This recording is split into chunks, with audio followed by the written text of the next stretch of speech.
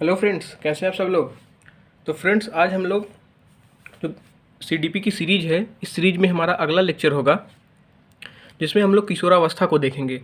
अभी हम लोग विकास की अवस्थाओं के बारे में पढ़ रहे हैं, जिसमें से हम लोग शैशवावस्था और बाल्यावस्था को कंप्लीट कर चुके हैं और आज का ये वीडियो किशोरावस्था पे होगा। और इस वीडियो में किशोरावस्था को पूरी तरह से हम लोग कंप्लीट करेंगे। किशोरावस्था से जितने भी सवाल बनाए जा सकते हैं, जितने पूछे गए हैं, इसके जितने भी पर्सपेक्टिव हैं, जितने डायमेंशंस हैं, उन सारे डायमेंशंस को एक ही वीडियो में कवर करेंगे। तो लास्ट तक इस वीडियो को ज़रूर देखिएगा और अगर आप इस चैनल पर नए हैं तो इस चैनल को सब्सक्राइब ज़रूर करिएगा। तो आइए दोस्तों, शुरू करते हैं किशोरावस्था को। किशोरावस्था की जो एज होती है, किशोरावस्था की जो टाइम पीरियड होता है, वो 12 से 13 साल से लेकर के 18 से 19 वर्ष तक की अवस्था मानी जाती है किशोरावस्था।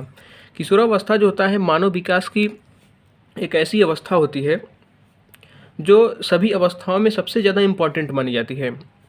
तो सबसे पहले इस चीज़ को याद रखना है कि 12 से 13 वर्ष की अवस्था से लेकर के 18 से 19 साल तक की जो अवस्था होती है वह किशोरावस्था में आती है। अब किशोरावस्था को कुछ उपनाम होते हैं जिनको अलग अलग नामों से भी सवाल पूछे जा सकते हैं। जैसे कभी पूछा जा सकता है कि अमूर्त चिंतन की अवस्था किस अवस्था को कहा जाता है, मानव विकास की तीसरी अवस्था कौन सी अवस्था होती है। तो जो किशोरावस्था के अलग अलग उपनाम हैं, उन उपनामों को भी एक बार हम देखेंगे। इसमें से पहला है कि अमूर्त चिंतन की अवस्था। हालांकि इसके किशोरावस्था के बहुत सारे उपनाम हैं, लेकिन हम लोग बस उसी को पॉइंट आउट करेंगे जो एग्जाम के पॉइंट ऑफ व्यू से इंपॉर्टेंट है, जो हमारे लिए इंपॉर्टेंट है। हमें ज़्यादा इसमें डिटेल में नहीं जाना है, हमें सिर्फ और सिर्फ उतना पढ़ना है जितने से हमारा एग्जाम निकल जाए, जितने में से अगर क्वेश्चन आता है तो हमारा छूटे न। 30 में 30 का जो हमारा टारगेट है वो हमारा अचीव हो सके। तो हमें फालतू की चीज़ें न पढ़ करके टू द पॉइंट चीज़ों को पढ़ना है। तो सबसे पहले अगर कभी भी पूछा जाता है कि अमूर्त चिंतन की अवस्था किसको माना जाता है, तो क्या बताएंगे कि किशोरावस्था जो होता है उसको अमूर्त चिंतन की अवस्था माना जाता है। तो चिंतन होता है दो तरह से किया जाता है कि एक मूर्त चिंतन होता है, एक अमूर्त चिंतन। पिछले वीडियो में हमने जो बाल्यावस्था हमने पढ़ा था उसमें हमने बताया था कि मूर्त चिंतन क्या होता है। मूर्त चिंतन का मतलब होता है कि अगर हमारे सामने कोई प्रत्यक्ष वस्तु रखी हुई है, उस प्रत्यक्ष वस्तु को देख करके जो हम चिंतन करते हैं वो मूर्त चिंतन होता है, कॉन्क्रीट थिंकिंग होती है। और अमूर्त चिंतन जो अब्स्ट्रैक्ट थिंकिंग होती है, वो जो चीज़ें हमें दिखाई नहीं दे रही हैं उसके बारे में अगर हम कल्पना कर रहे हैं तो वो अमूर्त चिंतन होता है। तो अमूर्त चिंतन की अवस्था किसको माना जाता है, तो किशोरावस्था को। आई होप कि ये पॉइंट आपको समझ आ गया होगा। अगला जो होता है मानव विकास की तीसरी अवस्था। इस चीज़ को हम लोग कई बार, जब से वीडियो हम लोग विकास की अवस्थाओं के बारे में पढ़ रहे हैं तभी से इसको बार बार पढ़ रहे हैं कि मानव विकास की पहली अवस्था, दूसरी अवस्था, तीसरी अवस्था। तो यहाँ पे जन्म के बाद की अवस्था होती है। जन्म के बाद अगर पूछता है कि मानव विकास की तीसरी अवस्था कौन सी होती है, तो क्या बताएंगे, किशोरावस्था। तो पहली अवस्था हमने पढ़ा था जन्म के बाद शैशवावस्था, दूसरी अवस्था हमने पढ़ा था जन्म के बाद की बाल्यावस्था, और तीसरी अवस्था जो है जन्म के बाद की वो मानी जाती है दोस्तों किशोरावस्था। तो किशोरावस्था के बारे में ये इनके दो उपनामों के बारे में आपको क्लियरिटी आ गई होगी। और तीसरी जो अवस्था होती है वो होती है संवेगात्मक परिवर्तन की अवस्था। हम संवेगात्मक परिवर्तन की अवस्था क्यों कह रहे हैं इसको, संवेगात्मक परिवर्तन की अवस्था में इसको इसलिए कर रहे हैं क्योंकि जो ये किशोरावस्था होती है, इस किशोरावस्था में समय में संवेगों में पूर्ण परिवर्तन होता रहता है और उसके स्थान पर नए संवेगों का प्रतिस्थापन होता रहता है। यही किशोरावस्था की एक मुख्य विशेषता भी मानी जाती है कि किशोरावस्था में संवेगों का परिवर्तन बहुत तेज़ी से होता रहता है। तो इसलिए इसको संवेग परिवर्तन की अवस्था भी कही जाती है। और किशोरावस्था को स्वर्ण काल भी कहा जाता है, गोल्डन एज माना जाता है। एक स्टूडेंट के पॉइंट ऑफ व्यू से जो किशोरावस्था का टाइम पीरियड होता है वो काफ़ी इंपॉर्टेंट माना जाता है। तो कुछ किशोरावस्था के जो उपनाम हैं उन उपनामों को हमने देखा। कभी कभी इससे भी सवाल पूछे जा सकते हैं। तो हमने पिछले वीडियो में, उसके पहले वाले वीडियो में भी चर्चा किया था कि जो सबसे ज़्यादा सवाल विकास की अवस्थाओं से पूछे जाते हैं वो या तो इनके उपनामों से पूछे जाएंगे, या तो बहुत ज़्यादा प्रोबेबिलिटी होती है कि उनकी विशेषताओं से सवाल पूछे जाते हैं। तो उसी चीज़ को हम क्या करेंगे, थोड़ा ज़्यादा जोर दे करके पढ़ेंगे उसको। उसके बाद कुछ जो मनोवैज्ञानिक हैं, किशोरावस्था में जो मनोवैज्ञानिकों ने डेफिनेशंस दी है वो भी इम्पॉर्टेंट होती है। क्योंकि जो शैशवावस्था और बाल्यावस्था थी उसमें मैंने आपको बताया था कि उपनाम और विशेषताओं पे ज़्यादा ध्यान देना है, लेकिन किशोरावस्था में आने के बाद जो मनोवैज्ञानिकों ने अलग अलग परिभाषाएं दी हैं किशोरावस्था को लेकर के, उसको भी ध्यान से पढ़ना है। जिसमें पहले मनोवैज्ञानिक माने जाते हैं स्टेनेले हाल। स्टेनेले हाल जो अमेरिका के एक मनोवैज्ञानिक थे, इन्होंने किशोरावस्था पे सबसे ज़्यादा रिसर्च किया था, सबसे ज़्यादा चर्चा इन्होंने कि सबसे ज़्यादा शोध इन्होंने किशोरावस्था पे की थी। तो कभी भी कोई ये भी पूछ सकता है, यूपी टेट वाले जो फैक्चुअल बेस्ड नॉलेज पे ज़्यादा विश्वास करते हैं, वो कभी ये पूछ सकते हैं कि किशोरावस्था पे सबसे ज़्यादा रिसर्च, सबसे ज़्यादा शोध किस मनोवैज्ञानिक ने किया था। और 4 ऑप्शन दे सकते हैं। तो स्टेनेले हॉल जो नाम का वैज्ञानिक थे, उन्होंने सबसे ज़्यादा किशोरावस्था पे चर्चा की। ये कहाँ के थे? तो ये अमेरिका के थे। और इनकी किताब का नाम जो था हुआ था एडोलेसेंस। एडोलेसेंस का मतलब होता है किशोरावस्था। 1904 में इन्होंने अपनी बुक प्रकाशित करी थी। तो थोड़ा बहुत हम फैक्चुअल इन्फॉर्मेशन को भी मेमोराइज करेंगे, याद करेंगे, ताकि अगर हमारे एग्जाम में किसी भी प्रकार का कोई भी क्वेश्चन आता है तो उसके लिए हम तैयार रहें। तो इस परिभाषाओं को याद करके इनको हम श्रद्धांजलि देंगे। तो इन्होंने क्या कहा था? स्टेनेले हॉल ने किशोरावस्था को लेकर के कहा था कि ये किशोरावस्था जो होती है संघर्ष की अवस्था होती है, किशोरावस्था जो होती है तनाव की अवस्था होती है, किशोरावस्था तूफान की अवस्था और विरोध की अवस्था। इन्होंने 4 शब्द दिया था और इस 4 शब्दों पे ही बहुत बार, कई बार सवाल पूछे गए हैं। सी टेट में, यूपी टेट में, एमपी टेट में, सभी प्रकार की जो टेट होते हैं उसमें कई बार इससे सवाल पूछे गए हैं। जब आप प्रीवियस ईयर के क्वेश्चन सॉल्व करेंगे तो आपको मिलेगा कि संघर्ष की अवस्था कौन सी अवस्था मानी जाती है? किशोरावस्था। ऐसे पूछा जा सकता है कि संघर्ष, तनाव, तूफान और विरोध की अवस्था किस मनोवैज्ञानिक ने कहा था? तो स्टेनेले हॉल ने कहा था। किस अवस्था को लेकर के कहा था? तो किशोरावस्था को लेकर के कहा था। यूपी टेट वाले तो फैक्चुअल बेस्ड ज़्यादा सवाल पूछते हैं, तो वो कभी भी पूछ सकते हैं कि इनकी किताब का क्या नाम था? एडोलेसेंस। इनकी किताब का नाम था एडोलेसेंस। तो इस चीज़ को भी याद रखना है। तो आई होप कि स्टेनेले हॉल ने जो किशोरावस्था को लेकर के कहा था वो क्लियर हुआ होगा। तो स्टेनले हॉल ने कहा था कि संघर्ष, तनाव, तूफान और विरोध की अवस्था जो होती है वो किशोरावस्था होती है। उसके बाद अगले जो मनोवैज्ञानिक है वो है किलपैट्रिक। किलपैट्रिक ने कहा था कि किशोरावस्था जो होती है जीवन का सबसे कठिन काल माना जाता है। किशोरावस्था जीवन का सबसे कठिन काल क्यों माना जाता है? ये कहते हैं कि किशोरावस्था जीवन का सबसे कठिन काल, ये इनके स्टेटमेंट को ध्यान रखना है कि किलपैट्रिक ने क्या कहा था। किलपैट्रिक ने कहा कि किशोरावस्था जीवन का सबसे कठिन काल माना जाता है। अब ये कठिन क्यों माना जाता है? क्योंकि इसमें जो बालक होते हैं वे अपराधी प्रवृत्ति की उनमें प्रबलता आ जाती है, उनके संवेगों में अचानक परिवर्तन होता रहता है, स्थिरता और समायोजन की जो बात होती है उसमें परिवर्तन होता रहता है, उनमें स्थिरता और समायोजन का अभाव होता है, स्वतंत्रता और विद्रोह की भावना होती है। इसलिए वे कहते हैं कि किलपैट्रिक की किशोरावस्था जो है जीवन की सबसे कठिन काल मानी जाती है। उसके बाद आता है वैलेंटाइन। अब अगर आपने पिछला वीडियो देखा होगा तो आपको याद होगा कि वैलेंटाइन ने शैशवावस्था को लेकर के भी एक परिभाषा दिया था। तो अगर आपने नहीं देखा है तो उस वीडियो को जरूर देखिएगा, तभी ये सारी चीज़ें आपको सीक्वेंस से समझ में आएगी और आप एक अच्छा अंडरस्टैंडिंग बना पाएंगे सीटेट के पॉइंट ऑफ व्यू से। क्योंकि सीटेट में बहुत सारे सवाल जो पूछे जाते हैं वो अंडरस्टैंडिंग बेस्ड पे ही होते हैं। तो वैलेंटाइन ने किशोरावस्था को लेकर क्या कहा? वैलेंटाइन कहते हैं कि किशोरावस्था अपराध प्रवृत्ति के विकास का नाजुक समय होता है। यानी कि जो बालक होता है किशोरावस्था में ही अपराधी प्रवृत्ति के व्यवहार को अपनाना शुरू कर देता है, उसमें अपराध करने की जो प्रवृत्ति का विकास होता है वो तेज़ी से होने लगता है। तो वैलेंटाइन की डेफिनीशन है। उसके बाद एक और डेफिनीशन है, ब्लेयर, जोन्स और सिम्पसन कहते हैं। ब्लेयर, जोन्स और सिम्पसन क्या कहते हैं? ये कहते हैं कि किशोरावस्था वह काल है जो बाल्यावस्था के अंत में आरंभ होता है और प्रौढ़ावस्था के अंत में समाप्त हो जाता है। इनकी डिफिनीशन तो काफ़ी सिंपल है। अब आप ही बताइए कि शैशवावस्था के बाद क्या आता है? बाल्यावस्था। बाल्यावस्था के बाद आता है किशोरावस्था। अब किशोरावस्था के पहले की अवस्था होती है बाल्यावस्था।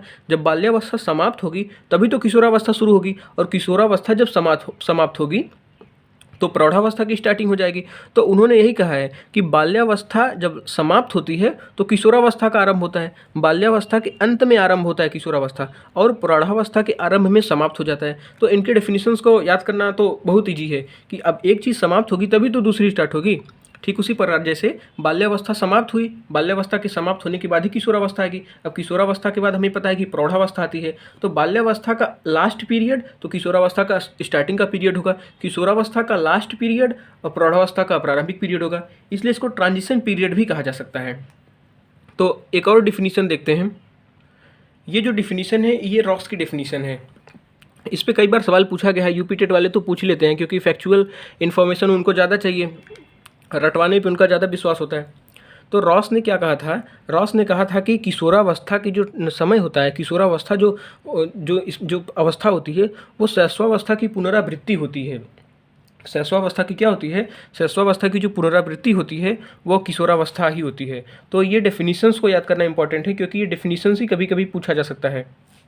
कि रॉस ने शैशवावस्था के किशोरावस्था के बारे में क्या कहा। तो रॉस ने किशोरावस्था को लेकर के कहा था कि शैशवावस्था की पुनरावृत्ति का पीरियड ये होता है, क्योंकि उस समय जो किशोर और किशोरी होते हैं, बालक और बालिकाएं होती हैं, उनका जो व्यवहार होता है बहुत तेज़ी से परिवर्तन होता रहता है। उनकी जो स्थिति होती है वह एक छोटे बच्चे की जैसी होती है। वह कभी कुछ विचार करता है तो कभी कुछ विचार करता है, उसके मन में चंचलता बनी रहती है। इसलिए वो कहते हैं कि शैशवावस्था की पुनरावृत्ति होती है किशोरावस्था को।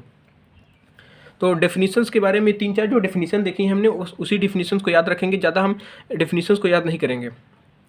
अब इसमें कभी कभी एक सवाल पूछा जा सकता है कि किशोरावस्था के जो विकास के सिद्धांत होते हैं वो कौन कौन से होते हैं। हालांकि ये सिद्धांत तो बहुत खास नहीं है, ये बहुत सरल भी हैं और एग्जाम के पॉइंट ऑफ व्यू से उतने इंपॉर्टेंट नहीं है।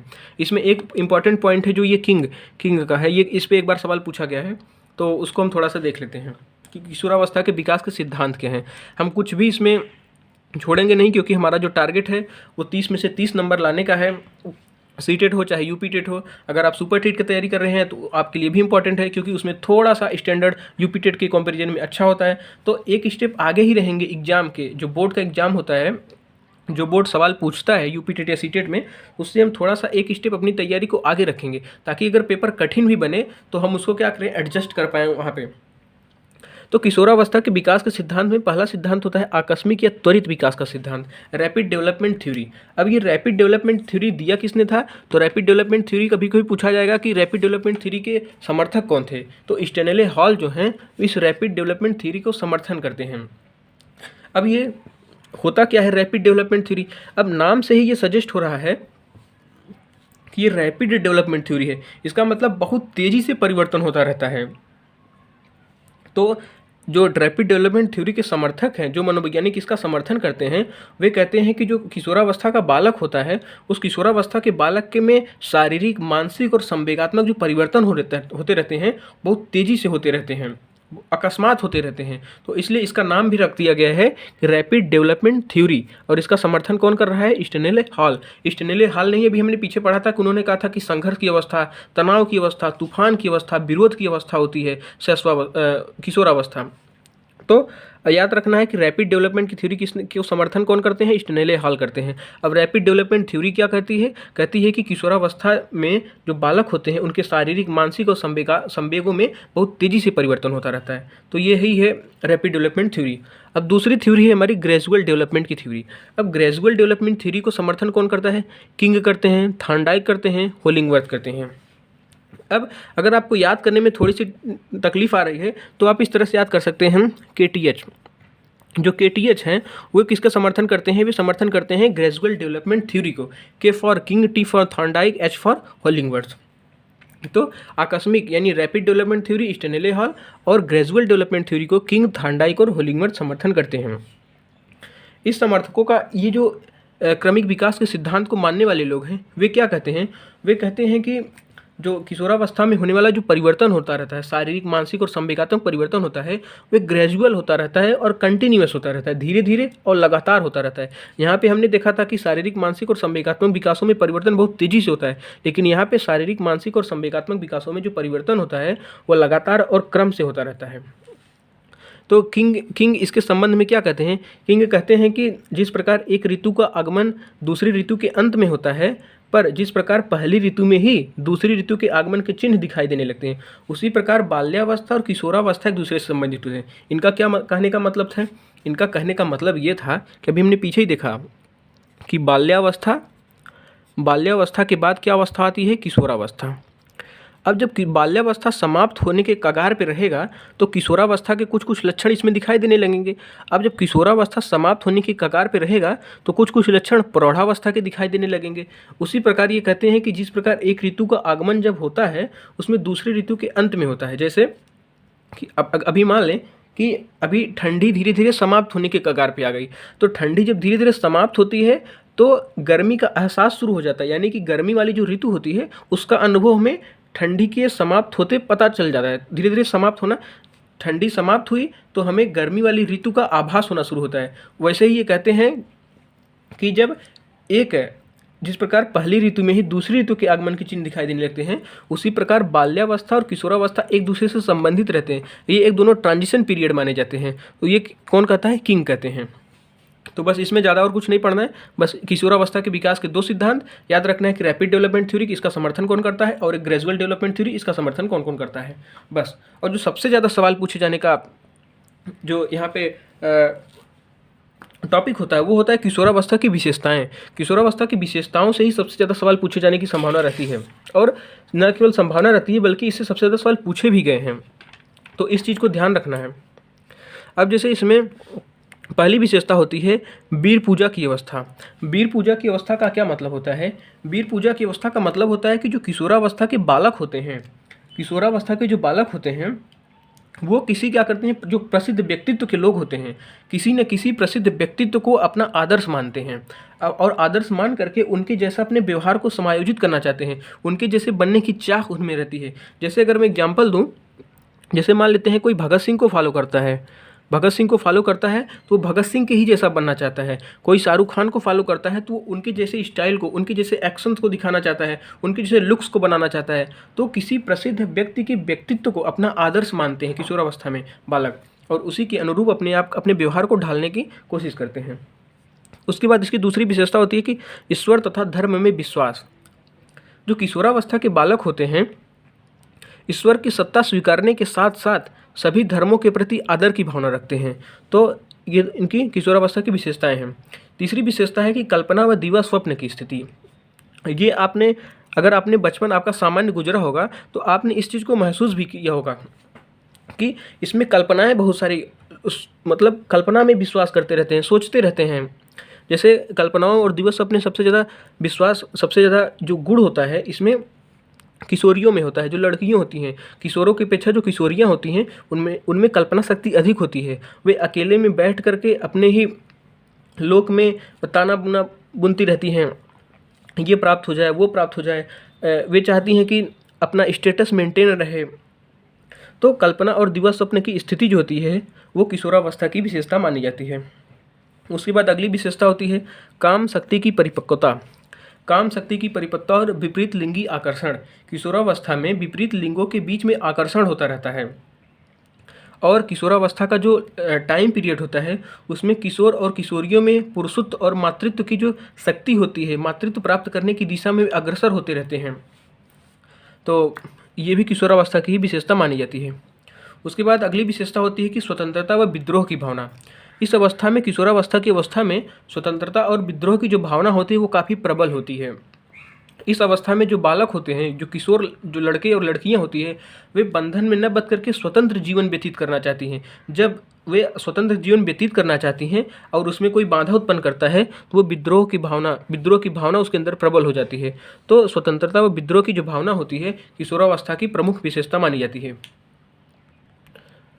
अगला है कि वित्तीय समस्या का सामना करते हैं किशोरों की जो अवस्था होती है, किशोरावस्था की जो अवस्था होती है, इसमें जो किशोर होते हैं वे वित्तीय समस्या का सामना उनको करना पड़ता है, क्योंकि वे चाहते हैं कि जो अपने साथी हैं, उनका जो ग्रुप्स होता है उसमें अधिक से अधिक पैसा खर्च करके वे अपने प्रभुत्व को स्थापित करना चाहते हैं। वे अपने दोस्तों को प्रभावित करना चाहते हैं कि वे अपना वर्चस्व स्थापित करना चाहते हैं। तो वित्तीय समस्या से भी वे ग्रसित होते रहते हैं, वित्तीय समस्या का सामना उनको करना पड़ता है। और उसके बाद किशोरावस्था की जो अगली विशेषता होती है वो होती है कि मादक वस्तु के सेवन की समस्या। जो ये अवस्था होती है ये सबसे ज़्यादा खतरनाक अवस्था होती है किशोरों में, कि मादक वस्तु के सेवन से संबंधित समस्या उनमें अधिक विकसित हो जाती है। उनमें अलग अलग रहने से, ग्रुप बनाने से उनकी नैतिकताओं का पतन होना शुरू हो जाता है। वे मादक वस्तु के सेवन में, उनके लत में पड़ जाते हैं। तो ये एक बुरी मतलब की सिचुएशन मानी जाती है किशोरावस्था में। उसके बाद अगली विशेषता होती है कि स्थिरता व समायोजन का अभाव। स्थिरता व समायोजन का अभाव का मतलब होता है कि अभी हमने पीछे पढ़ा था कि रॉस ने कहा था कि शैशवावस्था की पुनरावृत्ति मानी जाती है किशोरावस्था को उन्होंने शैशवावस्था की पुनरावृत्ति के रूप में स्वीकार किया है। वे मानते हैं कि जो किशोर होते हैं उनमें शिशु के समान चंचलता आ जाती है, तो उसमें स्थिरता और समायोजन का अभाव होने लगता है। उसके बाद किशोरावस्था की एक और नेगेटिव हम कह सकते हैं विशेषता, इसको नेगेटिव ही मानेंगे कि आत्महत्या की प्रवृत्ति का विकास होने लगता है बालकों में। तो किशोरावस्था की जितनी भी विशेषताएं हैं उस विशेषताओं को हमने कंप्लीट कर लिया है। अब किशोरावस्था में शारीरिक विकास किस तरह से होता है उसको देखते हैं। कि ऐसा माना जाता है कि जो किशोरावस्था होती है वो शारीरिक विकास का सबसे अच्छा टाइम पीरियड माना जाता है, जिसमें शारीरिक विकास काफ़ी मैच्योरिटी की तरफ बढ़ता है, शारीरिक विकास पूर्ण हो जाता है। अब शारीरिक विकास जो पूर्ण होता है, अगर हम इनको लंबाई के पर्सपेक्टिव में देखें कि लंबाई में कितनी वृद्धि होती है, तो जो बालक होते हैं 18 वर्ष की अवस्था तक अपनी अधिकतम लंबाई को प्राप्त कर चुके होते हैं, और जो बालिकाएं होती हैं 16 वर्ष की अवस्था तक अपनी अधिकतम लंबाई को प्राप्त कर चुकी होती हैं। तो अगर हम लंबाई में कंपैरिजन करें लड़कों और लड़कियों की, बालक और बालिकाओं की लंबाई में कंपैरिजन करें, तो अगर सेम एज की लड़कियां और सेम एज का लड़का है तो उनके बीच में जो गैप होता है वो लगभग 10 सेंटीमीटर का होता है। यानी कि जो बालक होता है बालिकाओं से 10 सेंटीमीटर लंबा होता है। तो 18 वर्ष की उम्र का औसत बालक इसी उम्र की औसत बालिका से लगभग कितना होता है, 10 सेंटीमीटर अधिक लंबा होता है। ये सारे जो हमने पॉइंट लिखे हैं, सारे पॉइंट जो नोट डाउन किए हैं, वे सभी पॉइंट इंपॉर्टेंट है एग्जाम के पॉइंट ऑफ व्यू से। हर एक पॉइंट से सवाल पूछे जाने की प्रबल संभावना है, और हर एक पॉइंट से सवाल पूछे भी गए हैं। तो जो हमारा एक्सपेक्टेशन है, जो हम एक्सपेक्ट कर पा रहे हैं कि जिससे सवाल पूछे जा सकते हैं और जो सवाल पूछे गए हैं, सब चीज़ों को हमने इसमें समाहित किया है। तो हर एक पॉइंट को ध्यान से देखना है, एक भी पॉइंट को मिस नहीं करना है। अब आगे देखते हैं वेट के बारे में कि किशोरावस्था में वेट किस तरह का होता है। तो किशोरावस्था में जो बालक होते हैं उनका जो वजन होता है वो बालिकाओं के वजन से क्या होता है, ज़्यादा होता है। इसका मतलब कि बालकों का वजन ज़्यादा होता है बालिकाओं के वजन से। तो ये छोटी छोटी जो चीज़ें हैं, इस चीज़ को थोड़ा एक बार दो बार रीडिंग लगाएंगे तो ये सारी चीज़ें याद हो जाएंगी।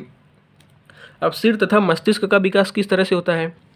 लगभग 16 वर्ष की उम्र तक पूरी तरह से मस्तिष्क का जो होता है विकास हो जाता है, सिर और मस्तिष्क का विकास पूरा हो जाता है। और वो कितना होता है, मस्तिष्क का भार उस समय 1200 से 1400 ग्राम होता है।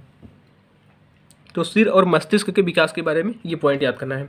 और हड्डियों की बात करें तो हड्डियों का विकास हो जाता है, और लगभग हड्डियाँ 206 होती हैं। इसके पीछे हमने पढ़ा था कि हड्डियों का विकास शैशवावस्था में कितना होता है, हड्डियों का विकास, हड्डियों की संख्या कितनी होती है बाल्यावस्था में, और हड्डियों का विकास अब हमने पढ़ा कि किशोरावस्था में कितनी होती है। उसके बाद दांत की बात करें तो 4 बुद्धि के दांत निकल आते हैं। ये सवाल पूछा गया है कि किशोरावस्था में बुद्धि के कितने दांत निकल आते हैं, तो कितने निकल आते हैं, 4 बुद्धि के दांत निकल आते हैं। तो किशोरावस्था में जो शारीरिक विकास था उन सारे पॉइंट को हमने कवर किया। तो कुछ और पॉइंट है जो किशोरावस्था से रिलेटेड हैं, तो उन सारी चीज़ों को भी देख लेते हैं। हालांकि ये उतने इंपॉर्टेंट नहीं है जितने जो इम्पॉर्टेंट टॉपिक हैं, जितने इंपॉर्टेंट पॉइंट्स सवाल पूछे जा सकते हैं, उन सारे पॉइंट्स को हमने कवर कर लिया है। एक दो और पॉइंट है, उसके बाद हम किशोरावस्था के अंतिम पड़ाव पे हैं। किशोरावस्था में बालकों में स्वप्न दोष स्टार्ट हो जाता है और बालिकाओं में मासिक धर्म की शुरुआत हो जाती है। तो इस चीज़ को ध्यान रखना है कि कभी पूछा जा सकता है कि स्वप्न दोष किस अवस्था में स्टार्ट होता है या फिर मासिक धर्म किस अवस्था में स्टार्ट होता है। तो आपको ध्यान रखना है कि किशोरावस्था का जो टाइम पीरियड होता है उस किशोरावस्था में बालकों में स्वप्न दोष की स्थिति और बालिकाओं में मासिक धर्म, ये दोनों चीज़ें शुरू हो जाती हैं। उसके बाद अगला पॉइंट है ये है कि जो किशोर होते हैं, किशोरियों की तुलना में जो बालक होते हैं बालिकाओं की तुलना में उनके आवाज़ में भारीपन आ जाता है, और ये होता है थायराइड ग्रंथ की सक्रियता के कारण। हालांकि ये उतना इंपॉर्टेंट पॉइंट नहीं है, फिर भी हम अपने ज्ञान को बढ़ाने के लिए, अपने नॉलेज के लिए देख लेंगे कि थायराइड ग्रंथ की जब सक्रियता होती है तो थायराइड ग्रंथ की सक्रियता के कारण किशोरों की आवाज़ में भारीपन आ जाता है। किशोरों की आवाज़ में यानी बालकों की आवाज़ में भारीपन आ जाता है, और जो बालिकाएं होती हैं उनकी आवाज़ में कोमलता आती है। उनके आवाज़ में जो किशोर होते हैं उनकी तुलना में भारीपन कम होता है। तो ये सवाल इससे पूछा जा सकता है कि किस अवस्था में, कि कौन सी अवस्था होती है जिसमें किशोरों की आवाज़ में भारीपन महसूस होने लगता है। तो आंसर क्या होगा हमारा, किशोरावस्था। तो किसी भी तरह से अगर सवाल पूछा जाए, किसी भी तरह से घुमा करके पूछा जा सकता है, तो सारे चीज़ों को, सभी प्रकार के क्वेश्चन की जो प्रोबेबिलिटी है उस सबको हमने इसमें समाहित किया है कि किसी भी तरह से सवाल पूछा जाए तो हमारा आंसर आ जाए, हमें ज़्यादा तकलीफ न हो। उसके बाद किशोरावस्था और मानसिक विकास, ये हमारे लिए उतना इम्पॉर्टेंट नहीं है, लेकिन एक बार इसको भी देख लेते हैं क्योंकि हमारा टारगेट है पूरा 30 का 30, इसलिए हम 1 स्टेप फॉरवर्ड, एक स्टेप आगे की तैयारी करेंगे। जितना हमारा सिलेबस है, जितनी हमारे पूछे जाने की संभावना है उतना तो करेंगे ही, लेकिन थोड़ा सा अपने स्तर को और आगे बढ़ाएंगे ताकि अगर कभी कठिन भी सवाल पूछा जाता है तो हमें कोई दिक्कत न हो। और किशोरावस्था और मानसिक विकास के बारे में बात करें तो किशोरावस्था में बुद्धि का अधिक से अधिक विकास हो जाता है, तर्क करने की क्षमता विकसित हो जाती है, चिंतन करने की क्षमता विकसित हो जाती है, याद करने की, स्मृति की क्षमता विकसित हो जाती है, कल्पना करने की क्षमता विकसित हो जाती है। तो ये किशोरावस्था के बारे में जितना हो सकता था, जितने संभव सवाल हो सकते थे, जितनी संभावनाएं हो सकती थी पूछे जाने की, उन सभी संभावनाओं को हमने कवर किया है। जितने भी प्रीवियस ईयर के क्वेश्चंस हैं, उन सारे क्वेश्चंस को आप आसानी से बना सकते हैं इसमें। तो किशोरावस्था और विकास की जितनी भी अवस्थाएं होती हैं, शैशवावस्था, बाल्यावस्था, किशोरावस्था, उसके बाद हमने वृद्धि और विकास, इन 4 टॉपिकों को अब तक कवर कर लिया है। तो अगर आप अभी तक भी पिछला वीडियो नहीं देखा है आपने, तो उन सारे वीडियो को ज़रूर देखिए और इस चैनल को ज़्यादा से ज़्यादा सब्सक्राइब करिए, लाइक करिए और कमेंट जरूर करिएगा कि आपको वीडियो कैसा लगता है। अपनी राय को ज़रूर व्यक्त करिएगा ताकि हमें भी पता चले कि कमजोरियां कहाँ पे हैं, कौन सी चीज़ें नहीं समझ में आ रही है, या कौन सा और तरीका हो सकता है जिसे समझाया जा सकता है। तो कमेंट बॉक्स के माध्यम से आप उसको ज़रूर बताइएगा। तो दोस्तों, अब अगले वीडियो में हम कुछ नए टॉपिक के साथ मिलेंगे। धन्यवाद।